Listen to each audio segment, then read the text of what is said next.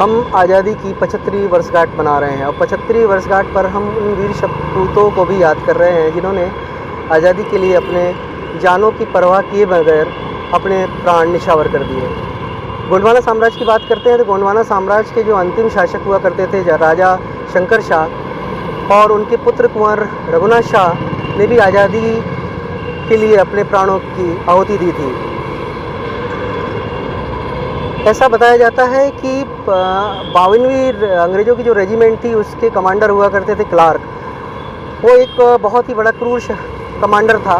जब वो ये जबलपुर में आया तब उसने देखा कि भाई यहाँ पर राजा शंकर शाह जो थे वो लोगों को देश के प्रति काफ़ी जागरूक कर रहे थे और आज़ादी के लिए कहीं ना कहीं अंग्रेज़ों के खिलाफ एकत्रित भी कर रहे थे। तो जो कमांडर क्लार्क था उसको ऐसा लगा कि कहीं ना कहीं ये छावनी पर हमला करने वाले हैं। इसके लिए उन्होंने एक उनका गुप्तचर हुआ करता था गिरधारी लाल दास, उसको अपना जासूस बनाकर राजा के पास भेजा। लोगों को जागरूक करने वाली चीज़ें होती थी वो सारी राजा से लेकर अंग्रेज़ों को दिया करता था।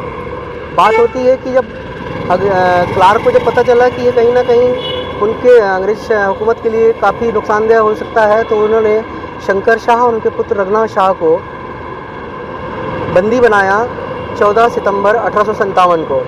और 18 सितंबर 1857 को इसी जगह पर ये जो बलिदान प्रेरणा स्थल कहा जाता है, यहाँ पर दोनों को पिता पुत्र को तोप के आगे बांधकर उड़ा दिया।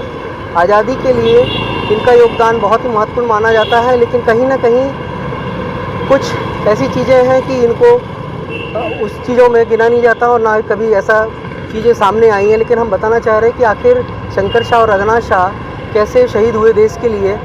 तो शंकर शाह और रघुनाथ शाह जो देश के लिए लोगों को जो एकत्रित कर रहे थे और आज़ादी के लिए उनका भी एक विशेष योगदान रहा है।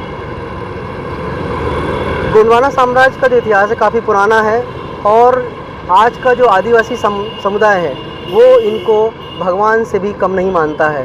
हर साल वो यहाँ पर एकत्रित होता है 18 सितंबर को, लेकिन हम 18 सितंबर को याद तो करेंगे ही, लेकिन 15 अगस्त को भी याद कर रहे हैं जो कि हमारा स्वतंत्रता दिवस है, क्योंकि इन्होंने भी आज़ादी के लिए इतना बड़ा योगदान दिया है जिनको भुला दिया गया, लेकिन हम उनको याद कर रहे हैं और उनको नमन भी कर रहे हैं। हम ऐसे वीर सपूतों को भी 15 अगस्त के दिन श्रद्धांजलि और उनको नमन करते हुए याद कर रहे हैं कि कहीं ना कहीं उनका जो योगदान है वो देश की आज़ादी के लिए काफ़ी महत्वपूर्ण माना गया है। जबलपुर से मंगलेश्वर की रिपोर्ट।